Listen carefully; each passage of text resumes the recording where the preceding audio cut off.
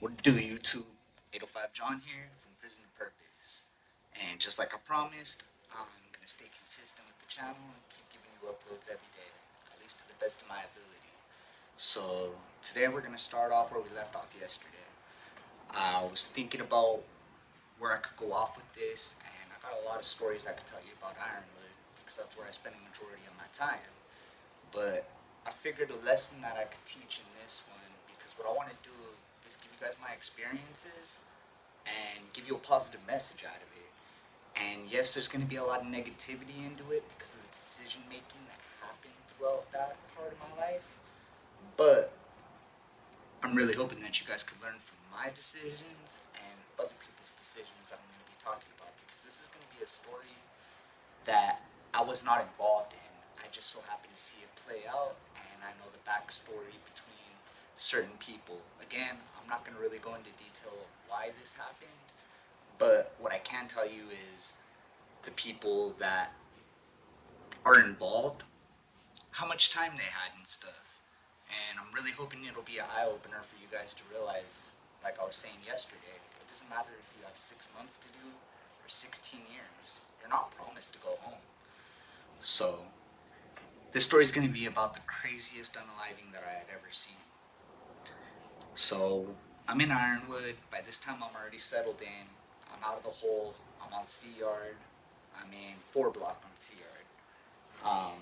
At this time, I'm still living where I told you in, I believe it was 119 with the worst celly I ever experienced. And I can't wait to share that story with you guys because it's actually kind of funny when you realize why he was the worst celly to me. But again, I don't wish no bad upon the guy. So at this point, I'm already settled into the yard. I'm just always wanting to play poker, play pinochle. Like I have a really really bad gambling problem at this point in my life. So I'm always on the poker table, always on the poker table, and it just so happens that the victim in this case I'm going to be telling you about, the person that got unalived, he played poker a lot too, and I'm going to share my thoughts on how everything played out. So, again, I really can't tell you why this happened. I really can't.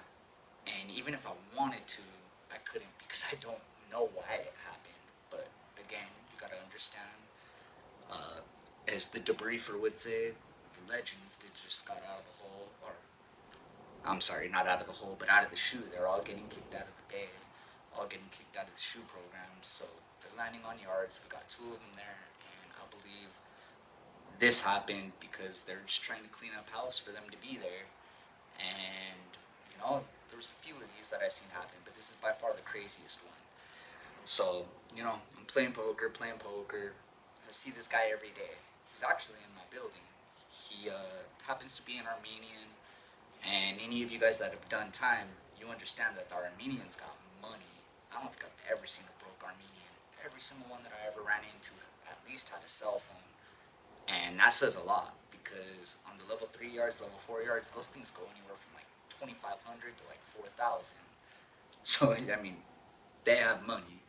So, of course, that guy just loved to gamble like nothing because he had so much money, he could just bet all stupid and people would be scared to call because of how much money he had compared to everybody else. So he was kind of like the bully on the table when it came to poker. He would just buy in a ridiculous amount because it was nothing to him. He had the money to cover it, and some of us were gambling with the little bit that we had, which, looking back at it, is still pretty stupid. You shouldn't gamble if you only have a little bit, but hey, I was young and dumb, and I had a gambling problem. So I'd see that dude every day, gamble with him. Matter of fact, I owed him money. I did. I owed him $90 when this happened. And I remember we're gonna get ready to go to yard one day, and this is how you know something's gonna kick off on the yard. Excuse me. And I don't mean like necessarily a riot, because those usually are never planned. Any riot that I was involved with never happened where it was planned out and it happened at a certain time. Don't get me wrong, sometimes they would say that was gonna happen, but nothing ever cracked. They're always spur of the moment. So when you have the homie come by and go by every homie's door and say, hey, mandatory yard today, everybody come out. you know something's gonna happen. Somebody's getting removed. And I say that because you don't need a reminder. Yard's mandatory, all movement's mandatory at all times. So they came by and they told us that, and by this point, I kind of know enough. I'm like, oh, something's gonna happen. And the first thing I'm gonna look for when I get out there is whoever's walking around in their blues, because like I said, when you're gonna go on a mission, you go out in your blues and your state clothes because you don't want to mess up your good stuff. You'd rather mess up the state stuff.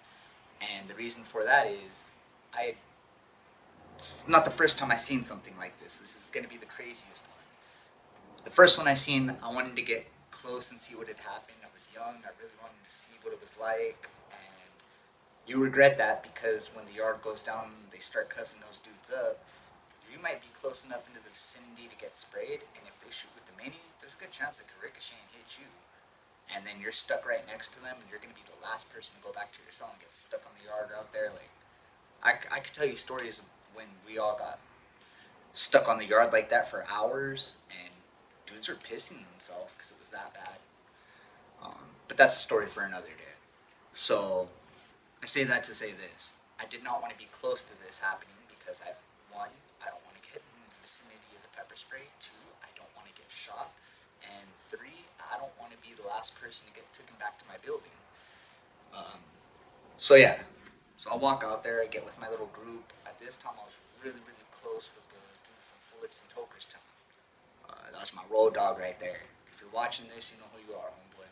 Again, I'm not gonna say any names in these videos, cause pretty sure all these guys are active. And even if they're not, they dropped out while I was there. I'm still not gonna put anybody on blast like that. I'll just say their neighborhoods, and anybody that was there, they'll know what I'm talking about. So, me and my boy from Tokerstown, we're walking, we're both keeping point, trying to see, okay, who's in their blues, where are the hitters. And again, we don't know who's gonna get hit. We don't even know if it's gonna be somebody getting blasted or somebody's just gonna get like a 2 or 3-on-1 and just get removed like that. But so whatever, we're walking laps, and there's a few people out there in their blues, so you can't just go off the top like, oh, that's who it is. The way that you notice is once you're there on the yard long enough, you know who comes out in their yard clothes, and you know who's in their blues on the yard, and that's usually people that so happen to come out from like education or vocation when the yard's open still, so they can kick it out there. So you kind of know who's going to be in their blues. So we don't really see anything out of place. So we're walking our laps, hoping we're away from it. Tell me why, trying to be away from it, we ended up being right next to it. And it was crazy. So it was 2 homies that ended up doing it. One of them was from, I believe it's Lion Street in Santana, Orange County. I know because my boy from Tokerstown was kind of sad to see his boy go like that. He was a lifer though, so it was a little understandable to me of why they sent him on this kind of mission. But the other guy that they sent, it blew my mind, and this is a reminder to you guys that it doesn't matter how much time you have, it doesn't matter who you are, like, they don't care about you. And there's no saying no to doing a mission. When they ask you, there's this lie that they say, yeah, you can say no. But I'll give you another story later. It was somebody that said no and he became the mission. He actually had a good excuse and he didn't fully say no. But that's a story for another day. The other guy that went was from Okie Bakers, and he only had 6 months to go home. He was only doing like a 4-year term. He was already on the tail end of it. He had 6 months to go home, and they sent him to do this. So we see these 2 dudes walking up to the Armenian guy, and we look over and we notice they're in their blues, and me and Tokerstown look at each other like, great. So we're kind of trying to walk away, but we're way too close, and they just start plugging them. And I mean, they got some bangers, chunky bone crushers, and I mean, they are plugging, dude. But Armenian dude was a big boy. I mean, I'm talking, he was probably like 5'10", 5'11", like 250, 260. And I mean, he was kind of fat, but solid fat, not like that sloppy fat. He was a big, big boy. And the 2 dudes that they sent on him were 2 little short, sucked up dudes. So I mean, yes, they're gonna plug him pretty good, but that dude was taking it. So I mean, they are plugging him. I mean, a ridiculous amount of times. I can't even tell you how many times because I lost count on it. It was a ridiculous amount. They scream yard down, so we can't get very far away. We're like literally within a few yards of them. Like we're that close. So we have to get down and prone out. And we're just watching now, watching the show. It was crazy. This dude, like, at the time when I was thinking about that, watching it, all I could think was, if I go out, I want to go out like that Armenian. He's going out like a G. This dude was, I mean, all right, there's the two of them plugging him, and I mean, they're stabbing the crap out of him in the face, and the neck, and the body, but this dude's chunking him back, and every time that one of them would come at him, he would drop one, and then the other one would plug him, and he would drop that one, the other one would get back up, start plugging him, he would drop that. I mean, he was beating the crap out of the dudes that were whacking him. It was insane. It got to the point where the cops come in, they start shooting their grenades, they start spraying, and I mean, this dude's leaking everywhere. I'm telling you, he's getting plugged in the face, the neck, but he's just taking it, and he is beating the crap out of these dudes. And finally, like, he kind of acts like he's gonna get down, and the two homies get down, they throw their things, and that dude gets back up and he goes and kicks one of them. So now the other one gets up and he's trying to fight him, but this dude's beating them up. And then that's when they did the no warning shots. But in my experience, they do a warning shot. They didn't shoot at them, but they shot pretty damn close. And then everybody got down. They got down. That dude was still talking shit to them, bleeding everywhere. He didn't want to get on the gurney. Those two dudes were all like sprayed up and coughing, just like how I told you in my removal I went on. You can't breathe and you're burning up. So they cuff everybody up, and they did it different this time than the way that they did it when I did that removal. How we got stuck out there for hours and they recalled the yard. They did it different with them. They took these guys first. They took all three of them, and then they recalled the yard. So what happened was a helicopter comes to go take the victim to the hospital. So happens he bled out on the ride to the hospital, and that's how he lost his life. And the two guys that did it, obviously they go straight to the hole, but we didn't see them again. They ended up getting transferred, and with the DA referral, and off the top, I know the dude from Orange County. In his mind, he probably wasn't tripping because he already had life. At least that's what I'm thinking at that time. Looking back at it now, the way that I think, he probably was tripping. Because he wasn't one of those dudes that was all political trying to prove himself. Like, he really did seem like he had a good head on his shoulders, and I'm pretty sure he did want to go home. But because they asked him to do it, and he's already a lifer, he didn't want to make his state worse. So he did it. The other guy, I mean, I honestly felt bad for him. It was a messed up situation. Like, yes, you could say he didn't have to do it, but being there, you'll understand more how hard it is to say no to something. I mean, there really is no saying no, or you become the mission. Homie from Okie Bakers had 6 months to the house. 6 months. Let that sink in. He was going home in 6 months. And he turned a 4-year term into life. So, whatever. Time goes on, years pass. I stay there for a few more years in Ironwood. I end up transferring, go to CMC West. I parole in 2017. I'm out for about a year and a half. And me being dumb, young and dumb, I end up catching another prison term. So in 2019, the very beginning, February, I catch my next prison term and I end up back in law school. So this is my second term, and I'm not trying to, jump around my terms and stuff. I just wanted to tell you how I found out about Okie Bakers.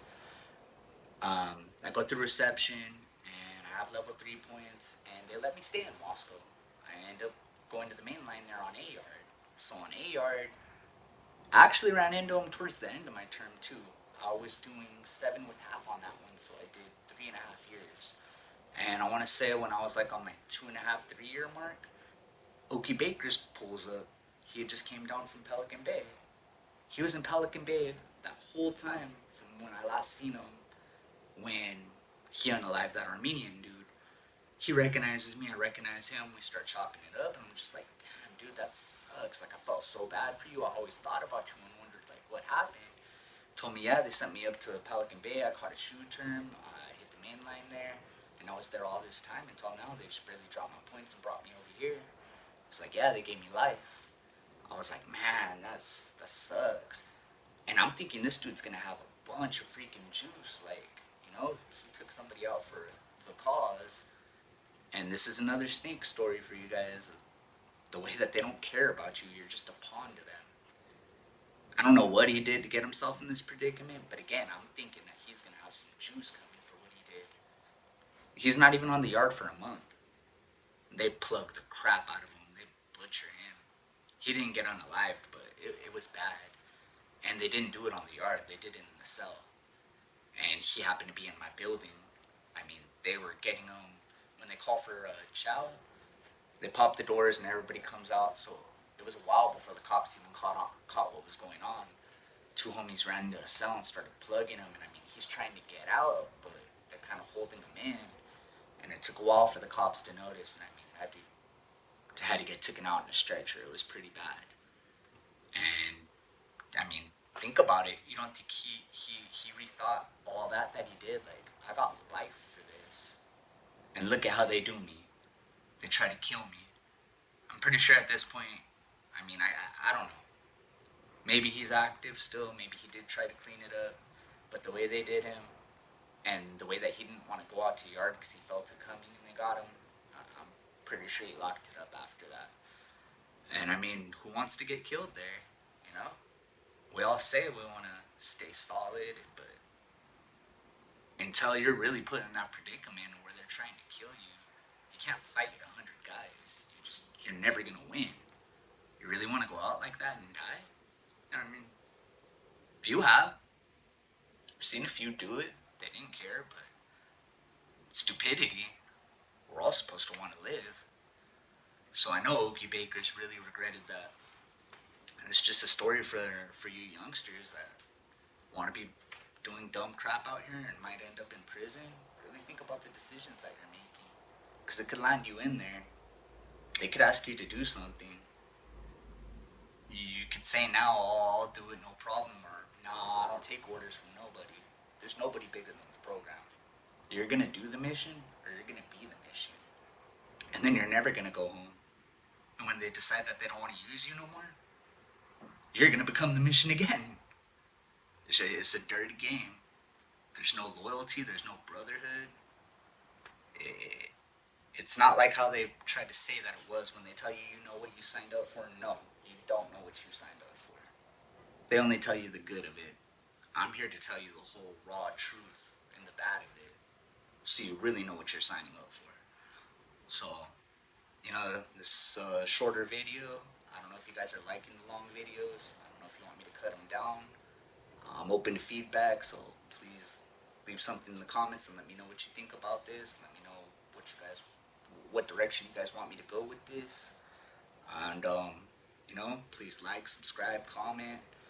And I really hope somebody got something out of this and they'll rethink their decision making. If you feel that you know somebody that could benefit from hearing this story, please share it with them. Hit that arrow. And until next time, it's 805 John from Prison to Purpose. Peace.